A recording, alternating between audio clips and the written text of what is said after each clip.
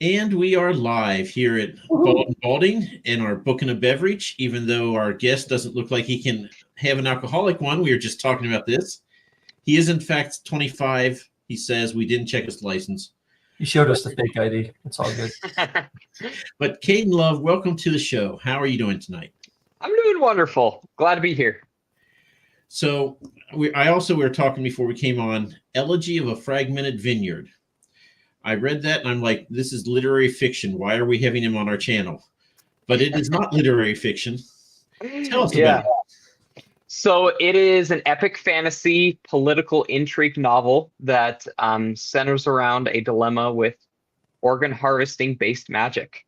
And I have monsters, knights, and, kings and thrones. So sure enough, it is epic fantasy, but I do add a lot of things that could fit into the literary fiction genre, but there's plenty fantastical for people looking for it. That's awesome. I have to ask, when you, this book's only been out how long? For a week. A week. Okay. And this is your first book? Sure is. Okay. So going through, and you can read some of the first few pages on Amazon and stuff. When you showed this to people to review, what kind of looks did you get after they read that first page? And a lot of shock value.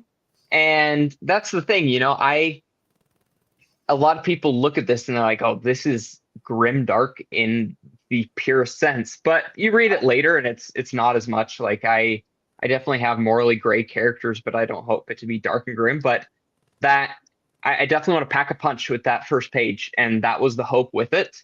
I think a lot of people people take it two ways. They read it and they're instantly hooked, or they are ready to put that down as far away as possible.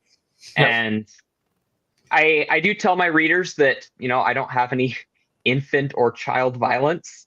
It is, if you can make it past chapter 1, you're good. It's pretty much a post-surgery scene. That's as grim that it gets in that setting. It's more of just a subject matter that's discussed. I think had you used probably anything else to get your magic components, let's call them, you probably wouldn't have that problem, unless it's like John Wick's dog or something. Yeah. But, you probably picked the second worst thing you could have picked. But yeah. But I agree. I think that's a great way. I mean, the idea is to hook people, right? You want to grab their attention. Mission accomplished. Yeah. Sorry. So where'd that idea come from? So the initial idea for a magic system that I wanted, I guess the political side of the novel was what I had first, but then I needed a magic system in it, which kind of flipped it on its head, that it becomes a big fight over this magic system, if it should be legal or not. I wanted something that I had the idea of people eating food, whether it be meat or plants, and extracting the life force from what once was living. And then this idea of hyperdigestion came into my mind. And I was like, whoa, well, what if, this is a certain organ in their body that does it?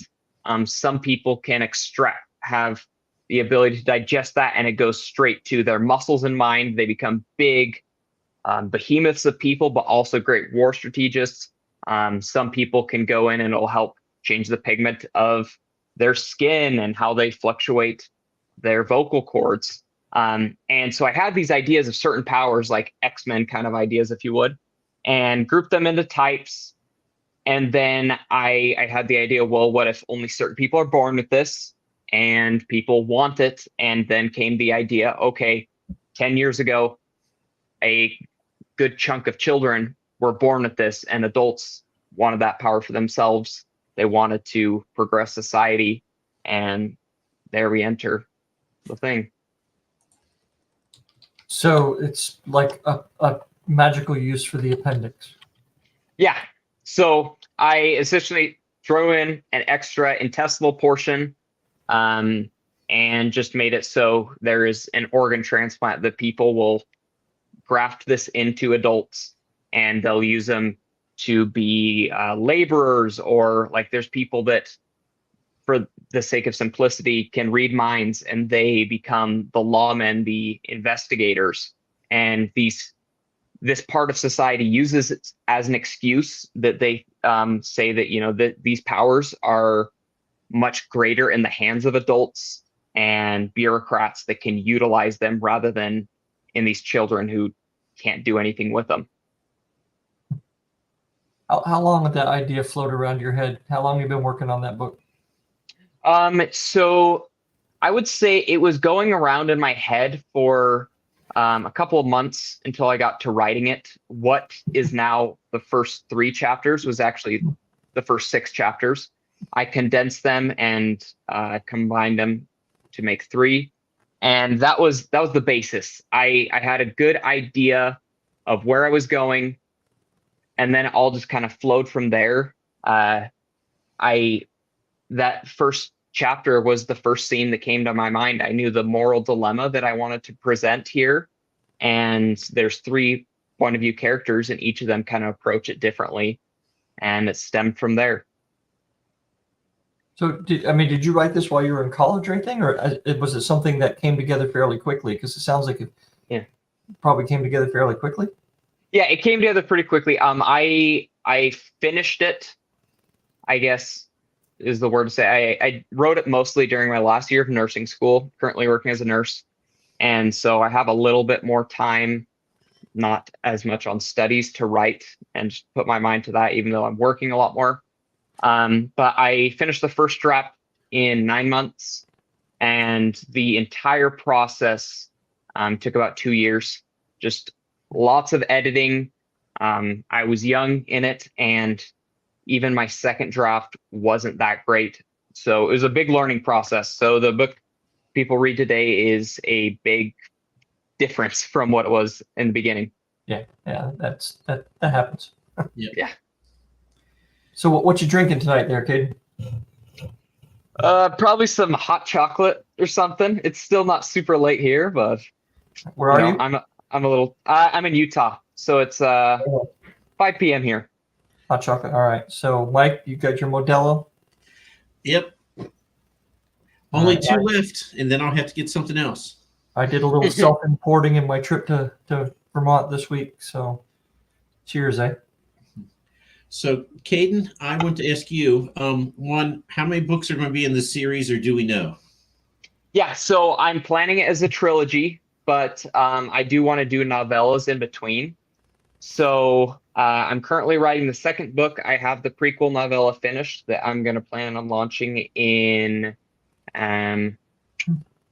March or April, just kind of when it feels best. Hoping to finish book 2 by the end of the year, and then I'll have a novella there, finish the third book, and then have a novella to close it out.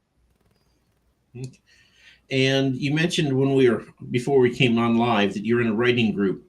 How big of an asset was that to be in a writing group when you're writing your first book? Oh, it was so nice. Just having other people to look over it, and as a very excited young novelist, when I'm writing, I want to think, oh, this is the coolest book ever.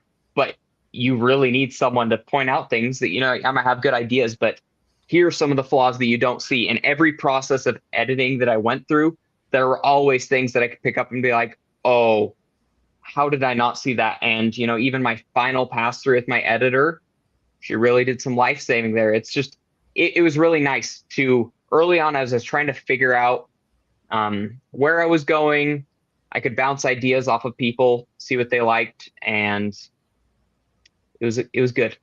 Yeah. Definitely recommend it. How many iterations did you have? I want to say about 5, whereas one of the during, I guess, the 4th draft, I kind of stopped halfway through and just went fresh from the beginning to give it a good wipe. Gave it to my editor, and then did one last pass with it. So I can tell you, because I'm about to start on the book I started writing, I spent 2.5 years on, 7 complete rewrites. Wow. And after the 7th rewrite, I was on Critique Match or something. I going with the guy, and he's reading it. He's pointing out, this is good, this is fine. And at the end, I'm like, okay, you know what? Last chapter, after he reads this, I'm publishing this thing. He's like, he read the last chapter, goes, well, this is not bad for a very early draft. I was just like, oh, yeah.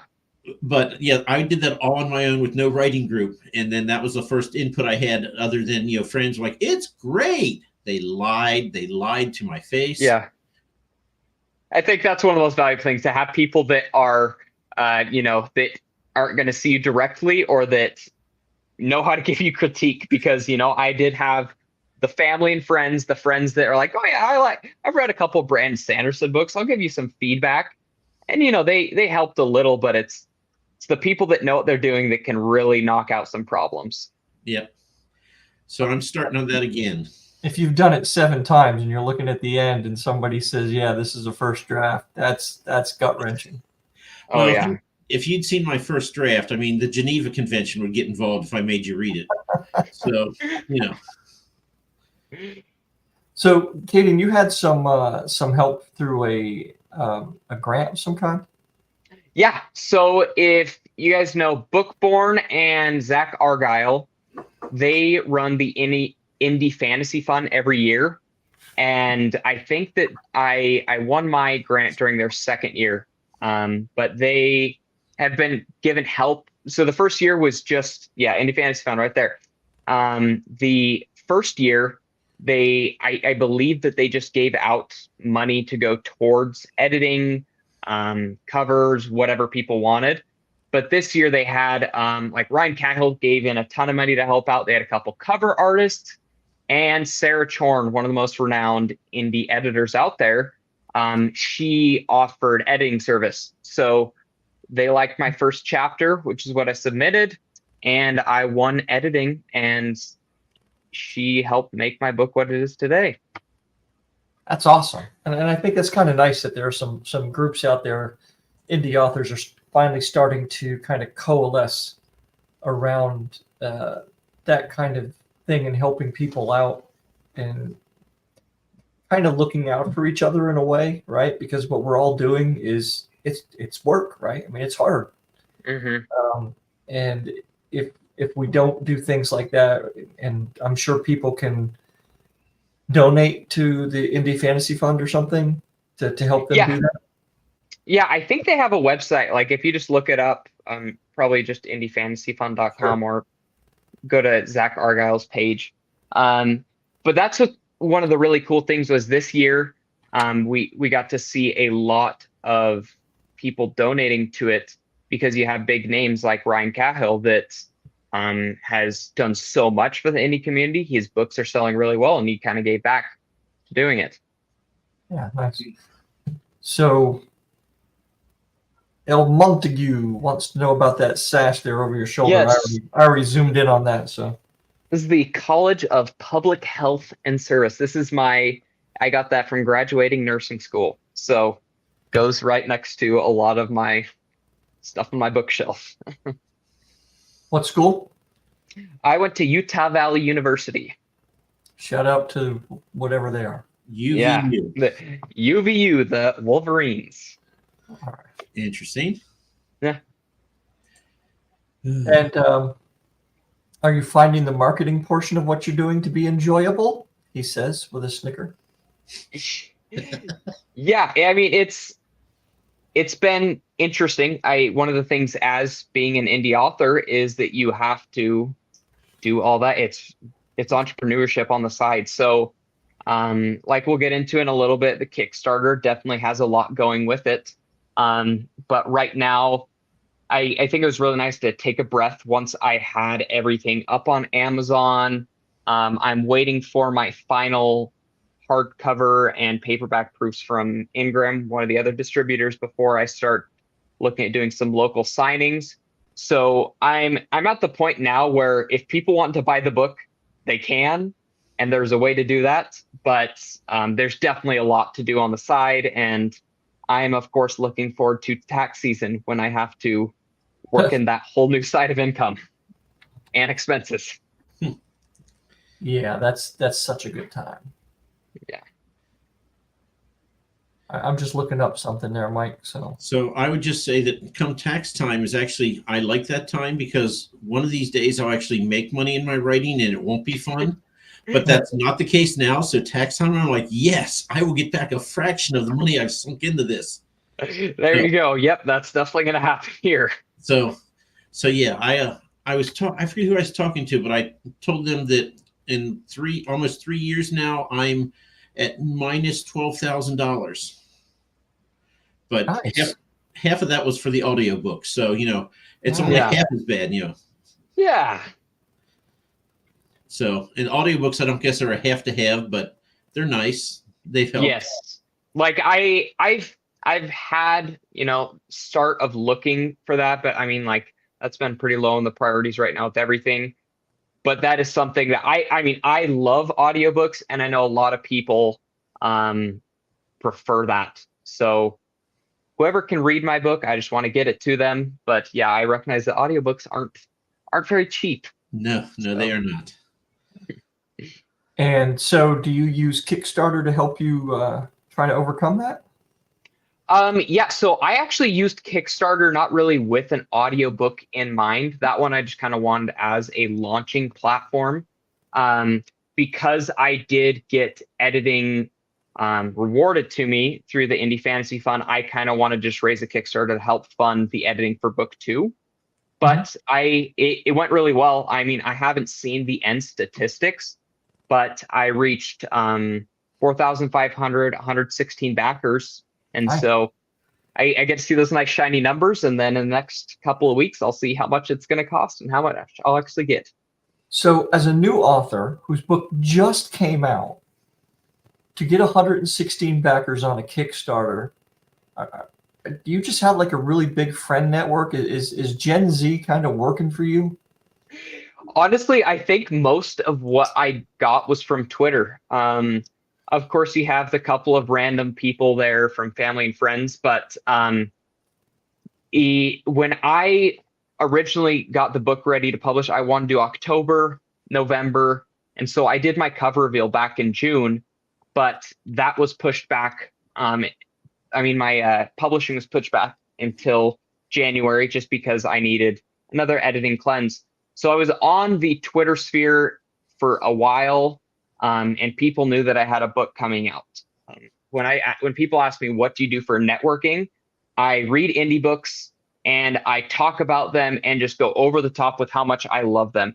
I guarantee you I have made tons of sales for Zach Argyle with the Threadlight series and Zamit Akhtar's Gunmetal Gods because those are some of my favorite indie books, and I talk about them all the time. I'm recently dipping into TikTok, but not as much. But just talking about books on there and being what people perceive as a positive influence in the book community, I think makes people more willing to share what I post. And so when Kickstarter came out, I had friends that I had met in the book community were more willing to promote it. So I had a handful of people that were ARC readers that had given my book a glance, read some of it, and they went in investing in the book. But I think a lot of people were more investing to the idea that here I'm trying to do something good with my work. Here's my interesting idea, and it's a pretty simple Kickstarter. I had hardcover, paperback, digital, and then a couple add-ons. I just put a couple bits of art in there as well as like add-on sticker and bookmark. Yeah, nice. I mean, simple sometimes does it, right? Yeah. And I think, Mike, he hit on the thing that's holding us back, man. He says you've got to be a positive influence. Yeah, I know. We're more people who just laugh as the world burns. That's Gen X. So, Yep. This is my spirit animal. Okay. Literally, as you're saying, you're watching as the world burns, I had two figures in my mind, and it was those two. Waldorf and Stadler, yep. Oh, yes, Stadler exactly. Waldorf, baby. We actually want to name our channel that, but we figured we probably couldn't. Yeah. Get in trouble. Pesky lawyers. Let's see what John says. I don't think we got enough people here to get lawyers yet. When you say editing cleanse, which sounds kind of gross, what do you mean? Do you mean content like you're getting suggestions for plot? Or is it prose? It more so towards the end was a lot of was content or just fixing little teeny plot holes, making battle scenes more realistic, making character arcs better. I guess I had some flat characters that needed a little more excitement. But early on, and even to the end, it was a lot of prose. My first book was, as purple as you can get, because I'm like, oh, in olden days, they would write with ye old this and ye old that. And I mean, I didn't put that in there, but I tried to sound as fancy as possible. And even my wife was like, this is so complex. I'm like, oh, it's fantasy. It's okay. Go read Lord of the Rings. It's the same thing. But no, I needed to get out of that, and a lot of simplifying. I do like with my title, I like putting some poetic prose in there and just cool imagery, but sometimes it sounds really good in my head and doesn't land ground. So of course the random line fixes, things like that, but it was a lot of just, this line doesn't really make sense, or have a few, like a big explanatory paragraph, condense this, make it simpler, which really helped. And so editing, I mean, of course, I'm going to edit my next book with her, with Sarah, but I'm going to go with a much better product, because now I know what a ready for editing book looks like. And I'll just be able to do a lot of those things on my own, so it'll be a smoother process. And she will love you to death for that, because she's going to charge you the same. Yeah. But it's going to be less work for her. So, exactly. Yeah, they love that.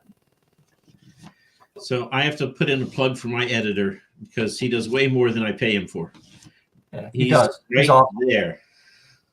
Really? Yep. Well, I don't want to read his books, so just get paid for it. So I always tell people when I get it back, I look at it and I'm like, there's an argument to be made that I'm not even monolingual when I look at all the corrections. I know. Like sometimes I get I take it chapter by chapter. I could look back because my editor would send it back in chunks. And when I get to a chapter, I scroll down. I'm like, okay, there's just some problems with prose here, but I can fix it. And then I go to the next one. It's like, this chapter doesn't make sense at all. I'm going to have to just completely build a new thing. And it hurts so much, but then you get to the end, you're just like, oh, I can breathe. This is so nice. Yeah, you'll get to a point where you'll kind of start doing that yourself after a while. So you'll start reading through and go, oh, this doesn't work. And then, which is almost worse than having somebody else, because then you have to, it's like forcing yourself to go running, right? Yeah. You know it's good for you. You know you'll feel great when it's done, but. So I have a question for you. Since you've launched your book, that's your job, man. No, you're why you're here. I'm Ed McMahon. Do your freaking job. And Kaden doesn't know who Ed McMahon is. I'm drinking. So have you looked at your book since it's been published? Yes, I have, and I've read through it. It's been nice to read through the print copy. Like I have right here, it's still the ugly, not for resale KDP one, but it does feel a lot like listening to yourself talk on a recording. Like when I'm writing, it's like, oh, this is so cool. And like, I can be super critical to myself when I'm going through again, but it hurts. Like, it's just like, even if this is good, it's weird to read. And like, there's always that thing in the back. You're like, you're going to find a problem in there that you just messed up, and now it's out in the world and there's nothing you can do about it. But yes, I've read through most of it. The quickest way to find a spelling mistake is to publish a book. Yep. And I had some amazing ARC readers that like, I went out there, I'm like, okay, proofreading isn't complete. You're getting this edition. And some of them were like, do you want me to like take notes of a couple of things? And I had one that she just sent me like a whole Google document. And I'm like, you just saved a bunch of hecklers from just attacking me on Goodreads. Thank you so much. So you know what's even worse is when you get your audiobook back and you listen, you're like, oh my God, that does not sound like any way that anyone would ever speak. And it's like, the guy's like, no, I read what you gave me. I read it. I'm like, oh God. I'm like, but I don't even want to think about what it costs to go back and edit, I'm like, no, it's $200 per finished hour. I can't afford that. Yeah. I know that's the same thing I feel. I'm like, there's just sometimes you're like, it's just done. It's done enough. And I'm sure I could have spent a couple more years on this book, and it could have been maybe like gone up from a 4.5 to a 4.6, but it's out there. This is what I've given. Right. At some point, you've got to say, this is good, right? I mean, it's kind of diminishing returns after a while, and you end up with something like Atlas Shrugged or something. If you keep working on it too much, then nobody knows what the hell you're talking about anyway. But Kaden, I will tell you, because I do Ingram Spark, is for the first 60 days, you can upload, if there's typos, you can upload for free a new copy. So if you're going to find typos, now is the time, because you get 2 months to do it. After that, they charge you $25 for every upload. Oh, I better go through that. For Ingram Sparks, the printer. Oh, I don't use them. Okay, good. Yeah. Okay. So are you going wide with this, Kaden, or just with Amazon? Yeah, so I'm on KDP. I mean, Kindle Unlimited. That's the only place I'm doing my ebook. But yeah, I'll be on like the big drive for getting in the other people's systems is it's always been a dream to be doing a Barnes & Noble signing. And so right as I get that in their system, I've been in talks with a local Barnes & Noble here, and they just need a place to buy it from. And so just ready to get it in the system. They won't let you just bring in a box of them? Like, I'm sure they will, but like I just kind of want it in the system before getting it all the way too. And I mean, you can, I've told people they can buy the KDP print copy now. It's there and everything on Amazon. But the Ingram ones are the ones that I'm sending out for Kickstarter. So I kind of want to have like those ones before going and just get as much out to the Kickstarter people as quick as possible. Even though I know Kickstarters, you know, they always take forever to fulfill, but I want to get it as quick as possible then. Okay. I don't know why this came to me, but I'm going to ask you this. How long have you been working in a hospital? I have been there for about 9 months now. 9 months? Okay. So we have 7 people watching this right now, and I'm going to pause for a few seconds, and I'm going to see if any of them can think of the question I am thinking to ask you. And we're going to see if any of our folks here who are with us quite often understand my humor yet and what I am wanting to ask you, but I know that good taste and decorum tells me I should not. So why would we start with that now, bro? What's that? Why would we start with decorum now? I just thought I'd give it a try, see if I like it. My guess is no. Ryan says the greatest thing in a book from a hospital setting. Fine question, Ryan. Not what I'm thinking. The grossest, not the greatest. You can answer that, though, while I'm reading these. Oh, okay. No. Gross. Well, yes, it is going to be, John. But so, have you worked ER at all? I did during nursing school a little bit, but so funny enough, my book is about a magical intestine, we'll say. I work in the endoscopy department. So if you're in this area or coming to get a colonoscopy, you're probably going to see me. Okay. Well, we won't actually. You'll see us. But we won't. Exactly. There you go. But that kind of leads into the question I was going to ask. What's the weirdest thing you've ever pulled out? I haven't had the opportunity to pull out anything really weird except for like meatballs and throats, but I did hear about this last weekend. I was very sad that I couldn't have been there. Someone decided that it'd be a nice idea to shove a nice long glow stick up their rectum. Okay. That's the direction I wanted to take this. Yep. And we lost a viewer before we even got to the answer. Like, no, please just stop there. We can work on get the rest to leave too, Ro. You know. No, I really just wanted 10 seconds that I could cut out of this to make a TikTok video trying to get people to come watch the show. That's all. So I set you up entirely for that. Thank you. I work in a hospital as well, so I know if you haven't seen it yet, you will, because people is people, and you know, Oh yeah. if it was filmed and distributed, what? I'm not sure. That's such a pure vision of Kaden. Vision of Kaden. I know, that's the thing. Like, I loved whenever I'd pop up on Beard of Darkness after people started to notice me, HC Newell, and I had a couple of interactions. She's like, "Oh, that's babyface Kaden. He looks like he's 12." And it's like, here's this little boy, and he's publishing a book about organ harvesting. And there's like, I don't know what message to go with. Like, what is this? Oh, no toy cars. Yep, I have a coworker that had that they pulled a Hot Wheels car out of there. Okay. Keeping it real, man. Keeping it real. And on to the next question. See, I tried to dance around a little bit, but nope, not. We're just going all the way in. Right there. Oh yeah. But you're going to see some weirdness. Yes. In a hospital. I'm sure you have. I mean, 9 months, that's plenty of time to see weird. Mm-hmm. And that's the thing. Like, I loved my rotations I did in the ER because there's one guy that was locked up because he was they found him drinking all of the hand sanitizer at a gym, and they brought him to the hospital, and they had to keep him away from the hand sanitizer because it's everywhere. And so, not my drink of choice, but that was his thing, huh? Hand sanitizer. Yeah, he loved hand sanitizer, I guess. Oh man.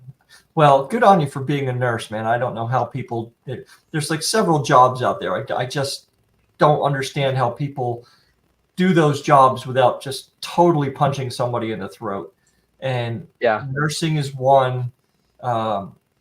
People that deal with I want to say teachers, and not because of the students, but because of the students' parents. Yes. I know some teachers, and they say, if all I had to deal with was the students, I'd be golden.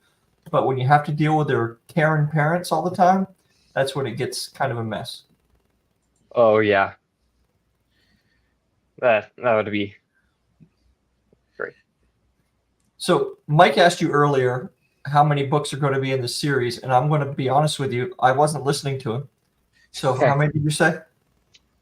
So this is the first in a trilogy, and before the book, I'm going to have a prequel novella, and then in between books 1 and 2 and 2 and 3 novellas, and then the idea is to also do kind of like a final epilogue novella. So 4 novellas and a trilogy. And do you have other ideas kind of ruminating in the brain, what to do next? Yeah. So downtime. I take public transportation to and from work, and so I've actually been writing on my phone another book that, like, super ambitious Kaden would love to have it out by the end of the year, probably next year. But I do want to do a shorter length series, like maybe more books, but more like episodic. So I've been writing a side project that I am on the 3rd chapter of, and that one maybe sees on average 300 to 500 words a day, whereas I try to hit 1,000 for the sequel to my current book. So you described a little bit about the magic system in Elegy, but what's the actual? I mean, what's the protagonist? What's he trying to do? Yeah. So the first protagonist that you meet. We'll grab a book. Do you have first? sure. Yeah. So right here, this is Fenrir. Hold up the edge of that thing. Give us a page look. Okay. Oh yeah, and then sitting right. at about, this one's like 450-ish. Yeah. But yeah, 3 main protagonists. We have Fenrir here. He is from a land that opposes organ harvesting, but he is a surgeon by trade and is kind of forced into participating it to maintain peace. So it is a kind about his exit story and trying to, classic leader rebellion, things like that. This is completely human. My wife is actually an illustrator, and she did this. No kidding. Yeah. That's so helpful.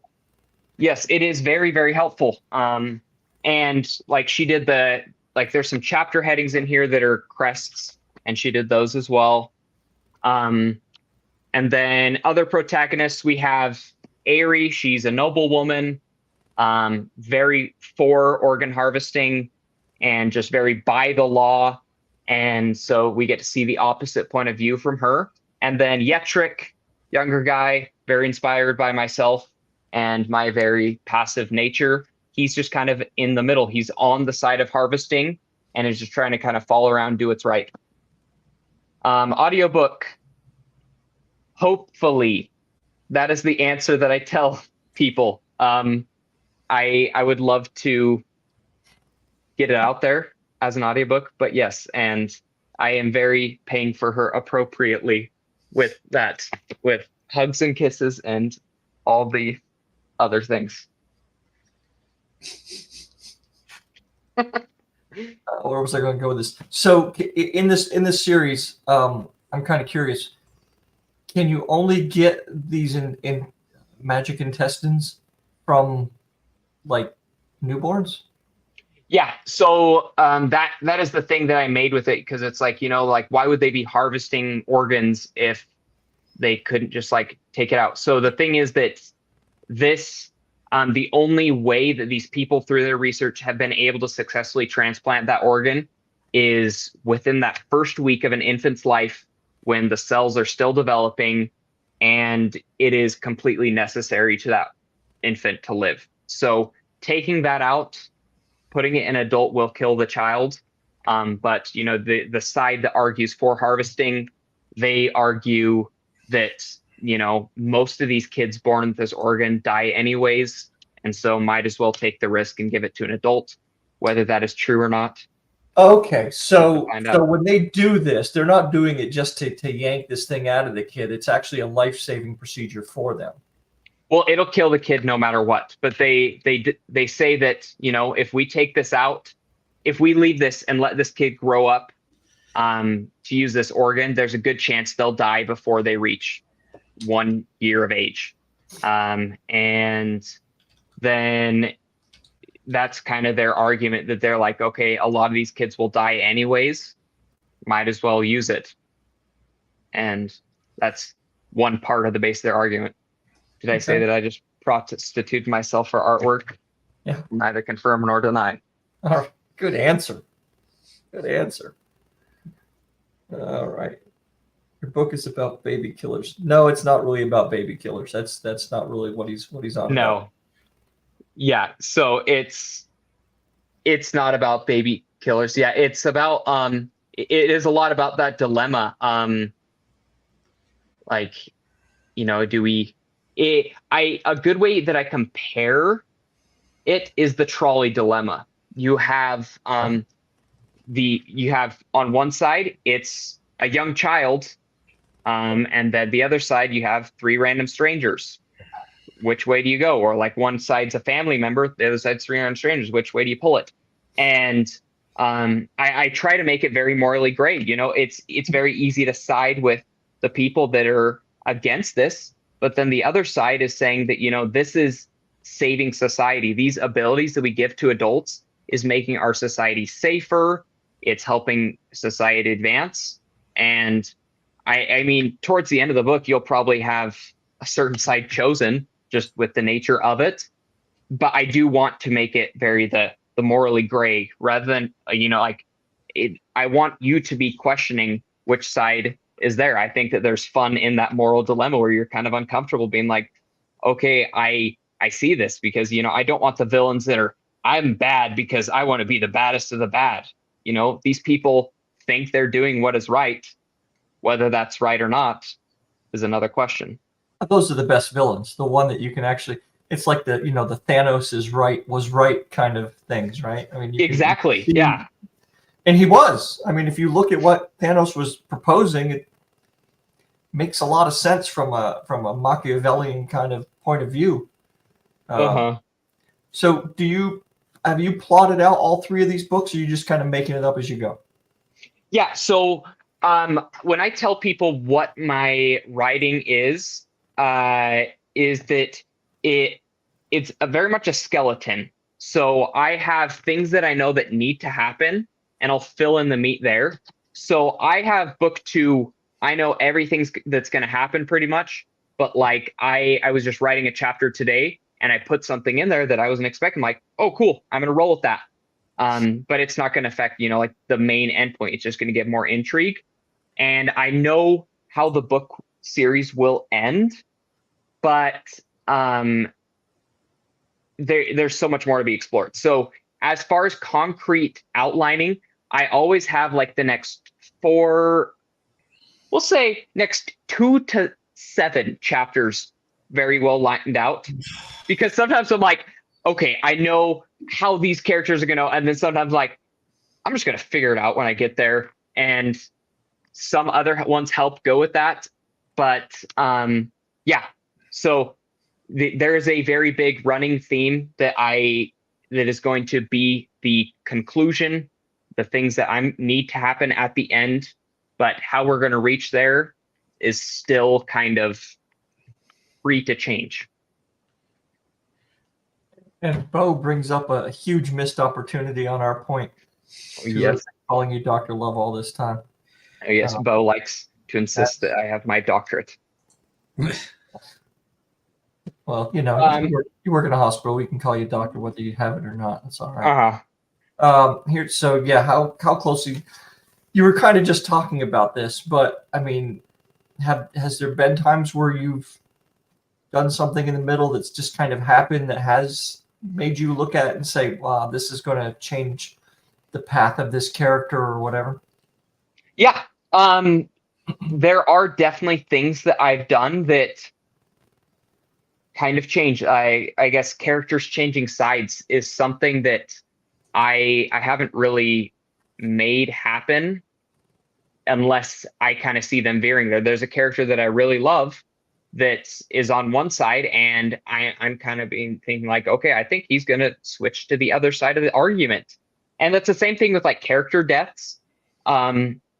There have been some that I've thought of that I'm like, this one would absolutely crush people. And I could see it hurting me because I'm like, I don't want to do this.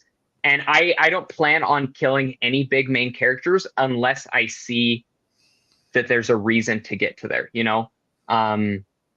and like he's asking with the ending, there is a certain thing that really needs to happen in the end, but the other things around it can change. So you've actually planned out a trilogy, a fantasy trilogy, and you have no plans to kill main characters? Oh, I definitely will kill some. Oh, okay. All right. But that it's not like for any reason that I'm going to be like, okay, this guy has to die just because I want him to die.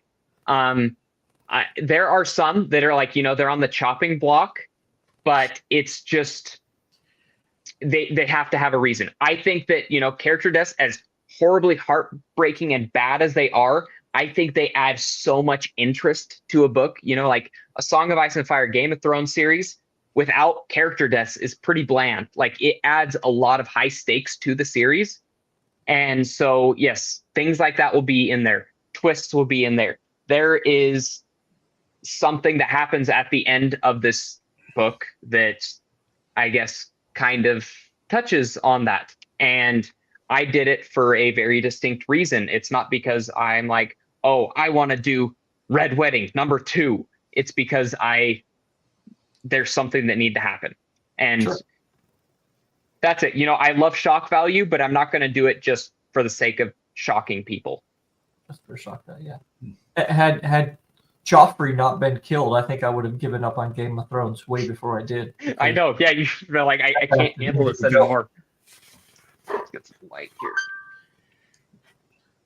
So I have to tell you, one of my novellas I wrote in the book that just came out, there's a story I was writing. It's like, I don't know. I don't like it. It's kind of boring. I don't know what to do. And I saw a video where Ty the Reader guy, and I told him I was going to tell everyone it's his fault. He's like, if you're struggling, just kill off a main character. And I was like, yes, that is what I'm going to do. And I've had a couple people like, you killed my favorite character. I'm like, yes. I know, that's the thing that you're like, because that's the thing. If I kill a character, I want it to hit hard because, I have been reading books that you'll like be like, oh, and this character died. And you're like, oh, kind of forgot about them. Okay. Whereas Red Rising is one of my favorites, and Pierce Brown hits you hard sometimes. There's some that it's just like, really? And like, even if they're not in it super long. And I think that's a good test that I'll probably try out with my beta readers and ARC reader. Like if people are like, why did you do that? I'll be like, okay, that's good. I need to keep that there. I think one of the favorite comments I ever got from someone was this lady told me that her husband cried when a character died. Now the dude's a friend of mine. I mean, I've known him since high school, right? But yeah, he wasn't a big reader, but he said, "You made me cry." It's like, yeah, awesome. That's a win. I want to call that a win. Yeah, there's definitely there's a part where I know that I have had some readers cry in my book, and when they tell me they cried because of it, it makes me feel wonderful. Oh, it's God, like, yeah. you're like, Yeah, yes, really I can write a little bit of emotion there. I did something good. Yep. Oh, Ryan, you're gonna love Red Rising. Red Rising is so good. It is so good. Oh, it was so not for me. I tried to like it. Okay, yeah. See, I can definitely understand. Like it's got a distinct taste. Yeah. Oh. So you said book 2 should be out end of this year, guaranteed, ironclad, right? I don't know if Bert's in here still, but he was on like one of the other interviews. He's like, "Is it going to be out this summer?" And I'm like, maybe I can have draft 1 maybe finished by this summer. Here's what I say: hopeful, like crazy ambitious Kaden. Oh yeah, for sure, end of the year. Realistic, hopeful Kaden, January next year. Just like we'll just plan on next summer, maybe. Well, I mean, yeah, you've got a job that takes a lot of time, and Yeah. you're still fairly new in it, right? So there's that kind of learning curve with it as well. You're a young man, so you can probably still go out and do, active things without aching for days later. So Yeah. you do that as much as you can. You've got a long time to write. That's all good. I'm surprised you've gotten as much done as you've gotten done, for God's sakes. Yeah. I'm trying to think by 25, what did I even accomplish?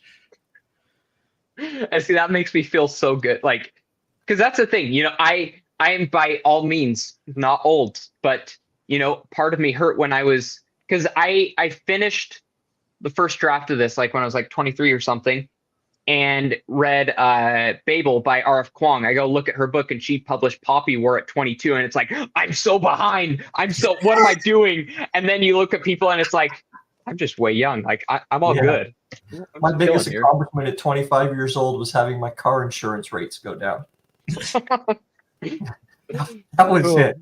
Yeah. Okay. Current word count and target. As of today, we are at 69,000 words. Nice. And the target is 200 to 250, give or take. 200,000 words is your target? Yes. So the ground with this is book 1 was 220 and ended up being 120. So that shows you how different it is from the first draft. But yes, I'm writing this one a lot more professional, I guess you could say. And it has at least 3 more character perspectives. So to do all of my characters justice, it is just going to be longer. It will be pretty much paced like the first book, if not faster. But yeah, we'll be hidden around there is the goal. If it goes and is 100,000 because I can't write, okay. If it's 400,000, I'll just be so happy, but I'll be mad because that will be like published in like 5 years. So you don't write in first person, do you? Sorry, what? You don't write in first person, do you? No. Good man. So I have to jump in here because Britton, I started work at my current company in 2002. So that was 22 years ago. Now I'm going to put my teeth in and get my walker and go off stage. Oh my God. Yeah. Everyone. So, but as I told last time, Ro's older than me, so there's that. Yeah, I got you there. Good living, clean living. Yeah, he also has much more hair, so you know. I always tell people that I will officially be old and can no longer deny it when there's someone at work who wasn't born until after I had already started working, and that day is coming very soon. Yeah, it is. But I started in June 3rd, so of 2002. So, Britton, you're not officially making me old, but anyone a year younger than you, oh my God. Ugh. No, that's awesome that you're starting this young, though. I mean, hell, you Yeah. you could potentially be looking when you know you're Mike's age of having 20 books. Yeah, that's the 30, goal. you know? Like just being one of those guys that like can hold out and just be like, oh yeah, you see that top shelf? Yeah, I wrote everything there. 20 books, that's just one book a year. Exactly. That's what I'm saying. And you could do it at a Cool. very reasonable rate of, Yeah. of production without, having to kill yourself to, try to get them done that fast. So, Uh-huh. so you said your wife did the cover that we see behind you there? She That sure little did. field? Yeah. That's awesome, by the way. Yeah, That so is- she's finishing up her bachelor's degree in illustration. So we make a perfect couple. And I'm finally getting her into fantasy. She does tend to enjoy romantasy, which kind of hurts me. But she does agree to read, like she's reading Hero of Ages right now. And she liked Name of the Wind. And she read my book and didn't absolutely hate it. So I've got some ground there. Yeah, that's a great. Is she going to start going to conventions and stuff with you? I take it you're going to start doing that. Yeah, so there's a convention here in Salt Lake City, FanX, and the hope is to do a booth there. She really likes Studio Ghibli and has a bunch of cool things that she could sell. Yeah, my son loves that shit. Art there. Yeah, so that's the goal. Is we have a booth with our stuff with prints there. We'll be like, people, oh, you like this? Well, you like the art? Now check out this cover that she did, and you might like this book. Or if you like this book and you like the cover, check out the art. And also, super ambitious Kaden knows that Stormlight Archive #5 comes out this year, and that is going to be released at the Dragonsteel Convention in Salt Lake. So if I can somehow get a booth there, even if I lose money going there, I would love to do it just for the sake of visibility. When is it? It is, I want to say this year, maybe December. I think it's like a December weekend. Yeah, you sign up for it early. If you go with one book, you will probably lose money. But honestly, you don't really go to them to make money, right? Not only to get your face and your name out there, but also just to meet the other folks who are doing the same thing.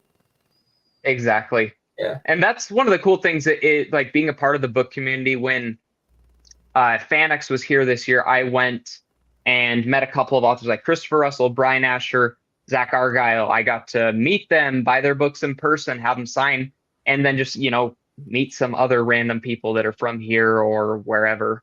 And yeah, it's just a really cool experience. I do like that aspect of it. I'll have, just this book, unless I can really pump things out. Maybe I'll have another book, and then the prequel novella, which, isn't something big and great, but I'll have that in print too. Nice. So, John, these guys are talking amongst themselves over here, like kids in the back of the classroom. And he's saying he's querying, or whatever the hell word he's using there. Trads, did you do that at all? Did you send your stuff away to a traditional publisher just as a query to see what would happen? I did not.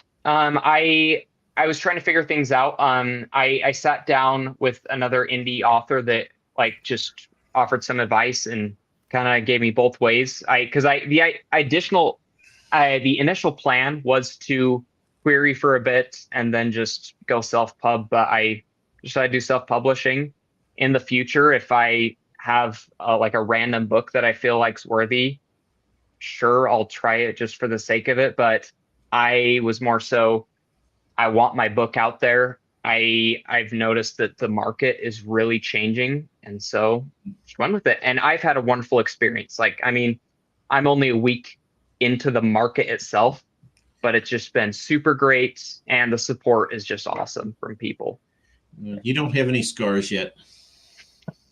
Yeah, yeah, I do know that they do a lot of damage there, and editing was pretty difficult, and yeah, I imagine querying would be Wait till painful. you get your first 3-star review. Oh, I've had a couple there. I've had a couple 3 stars already, but they were very nice and friendly. But when I get like a 2-star, it's just like, oh, because that is one thing with the book. I expected people initially to be kind of polarized with it because of the nature of it. But one of the things that turns a lot of people away is that it is complex. I'm in no way saying that I am anything close to Steven Erikson and Malazan, but it's a world I throw you in right there. I give you a glossary as a guide, and I try to explain a lot, but I put a lot of world building into it, and it's one that, you know, you're going to have to think a little bit. I think we get too caught up in the 3, 4, 5-star thing, because 3 stars is average, right? I mean, it's an okay book. It's all right. Mm-hmm. And especially as your first book, and we've talked about this before, Mike. Yeah. You know, it's your first book. It's like your first anything else. It's probably not great, right? I mean, it's pretty rare that your first book is great, because you're just learning how to do that thing, you know? Mm-hmm. The first time you gave someone a shot, it probably hurt, right? I mean, you probably weren't that good at it. No. I know nurses who have been doing it for years who suck at it, right? Exactly. And then there are other people, and you go, give me the shot. They're like, oh, dude, we're done. It's like, oh, cool, you know? So yeah. Don't get discouraged by a 3-star, even the odd 2-star, because the other thing is, you know, you look at the people who are out there, your peer group in the world, and there are some people who are just dumb as shit. So it's all very subjective. Mm-hmm. Off-topic question, I don't think that exists. We've already had the what have you pulled out of people's rectums, so you know what's not. Yes. What's not. Here's something. I mean, that one kind of topical, right? But oh yeah. So what is not acceptable? All right. Okay. Music. I love to hear Gen Z's answer on music. Yes. Laugh. So here is I do bounce around a lot. I do not like country music, if anybody hates me for that. But my favorite is I do like a lot of modern indie music. So Bleachers is my favorite band. Jack Antonoff, I think, is. So it's just an alternative rock band that I like to listen to that. Sufjan Stevens is another favorite. These are more modern. I do like a lot of indie 80s new wave is like my favorite 80s. Nice. So I really like Psychedelic Furs. Good stuff. Yeah, stuff like that. Smiths are great. Pink Floyd, awesome. Dark Side of the Moon, you can't go wrong with that. Yeah, because I mean I was raised on a lot of stuff like that, so I do like a lot of stuff like that. And you can go as far as to say, oh, Arcade Fire. Arcade Fire is wonderful. So a lot of that kind of stuff. Death Cab for Cutie, Postal Service, love a lot of those. Then hope for the future, Mike. Yeah, Pink Floyd is the only band that he's mentioned that I know. So yeah, seriously, I'm out from under your rock. No, I'm comfortable there. Me and my country music. 21 Pilots is good right there too. But the funny thing is that reading and writing, because I do like putting on some instrumental music while I read, just like, especially if I'm out in public, I like to zone things out. So like my Spotify Wrapped genre last year, and I think the year before was Royal Core, because I'll listen to like the Game of Thrones soundtrack. I don't know how many times I've listened to that, because that I just love that for writing. Like it is so good. I mean, of course, you can't go wrong with like Lord of the Rings soundtrack, things like that. But I do like a lot of soundtracks. Like Dark Academia Classical is what I've been listening to a lot recently. Sometimes a little rap, kind of bounce whatever I feel. Mike is just zoned out on us. He has no idea what's going on right now. You may as well be teaching him how to use a remote control. It's called a flippy doober, by the way. It's kind of funny that this came up because my newsletter, I do a newsletter every other week, and this week it was about this very topic. And I don't listen to music. I can't listen to music a lot when I write, just because I start kind of paying attention to the music.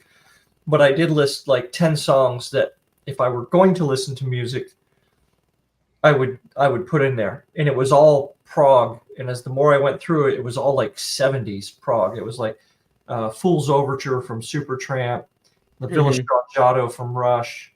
So there was some old Genesis in there, you know, some ELO, things like that. Some classics. A lot of it was instrumental or instrumental-ish, but it was very kind of atmospheric music that would fit in a fantasy setting, really. Yeah, I do like a lot of those atmospheric ones, and there's certain times where I have to write in silence. That's when I need a lot more like deep thinking. Like editing, a lot of time will be that way. Like I'll listen to like I do enjoy listening to like Lord of the Rings soundtrack, things like that like fit the fantasy genre. But a lot of times I put on random classical stations because I like having noise, but I don't like to have it be something I recognize because my mind will sometimes, like I said, it'll fix on it. And especially with words, a lot of times it'll just fix on it. It's like, okay, I need to turn that off right now. I just put up there, throw on the Villa Stracciato one day. That'll give you 10 minutes worth of music. I'll do it. Kind of see what you think. All right. Add to my notes. Well, we've successfully blown an hour. So Yeah. I have a question for Kaden. Oh, now you come up with a question. Well done. Several questions, actually. Don't Yes. forget you, man. I know. One, how long have you been on Twitter? And two, how many followers do you have? Let's give it a gander. I think I've been on Twitter for a little less than a year, probably like 10 months now. And I have 523 followers. And that really jumped up when I started posting about my like book, because like even though I was on there and people might have known that I had a book, when it was like getting closer, like ARC reviewers, when they put out reviews, and then when my Kickstarter stuff was going out, people were sharing that like crazy, and that really boosted. Yeah. So what's your Twitter handle? It is Kaden Love Author. That's very original. Yeah, I thought of it myself. And I'm sure the answer is yes to this, but are you entering Spiffbo 10 Spiff Box this year? I'm very hoping to get in Spiff Box. I am going to try to get, the whole setup so that I can click enter in that millisecond that it opens, because I know it's going to be quite a year. Yes. I'm glad I did it this past year, and it took 41 minutes, and I'm like, oh my God, my internet's not that fast. I'll never be able to make it in again. Oh yeah. So yeah, I'm excited. I'm pretty nervous because I do know that there are a lot of people that are very excited to get on it. Yeah, I think, Spiffbo is going to have to probably change a bit, I think. Oh yeah. Because just letting people go in based on the fact that they hit a button faster than someone else is probably, it's going to turn some people off, right? And yeah, for sure. But I don't run it, so I don't know. What the hell do I know? It's also at 8 a.m. Eastern Standard Time. So, yeah, you're getting up at 6 or 5:30 if you want to be safe. Yeah. Do you know what day that is? It's in April, isn't it? It better be a Saturday. It's May, and it was a work day. It's like May 18th last year. Really, they do it on a weekday as well? Oh, that's hell not desirable. So yeah, May 18th is Saturday this year. So it must have been on a Thursday. Thursday sounds right. So yeah, I did that, and I went into work. So I was like, listen, I'm going to be late. I'm going to enter this thing, and then I'm coming. And I got it in at like 8:02, and I was the 15th person who got in, and they had all 300 filled by 41 minutes. So yeah. Oh, that's so crazy. This year will probably be under 10. Yeah. But they're talking about, it's like, so those people who had to get up at 2 a.m. to enter because, so they're talking about, well, maybe we'll do like staggering time zones. I'm like, that just means people have 3 chances to, or whatever. I don't know. Yeah. You're right. It's going to have to change. That's their For problem, sure. but Anyway, well, it may be only 5 or 6 p.m. out there, but it's 8 p.m. out here, and we're old, and I have to eat dinner. So Before we go, everyone like and subscribe. I did remember. Woohoo! Hey, you had one job, and you did it. Well done. Accomplished. And just so for the 4 people now who are on here, tomorrow we are having another one. We have 2 unpublished authors, and it's basically come with your questions. I got Ro is going to be on there. Catherine D. Graham is going to be on there. She's a pitch coach and a proofreader and a reviewer, and I just do everything wrong. So that's my contribution. So it's going to be new writers ask whatever questions, and we will try to answer them intelligently, or at least answer them. And John has a new name for us, instead of Bald&Balding, Old and Older. So huzzah. All right. We'll see you all tomorrow. Caden, thank you very much. Good luck on the book. Thank you. Appreciate it. It was wonderful talking to you guys. It's an interesting premise. It looks great. I'll have to check that out. Thank you. Okay, now everyone wave awkwardly.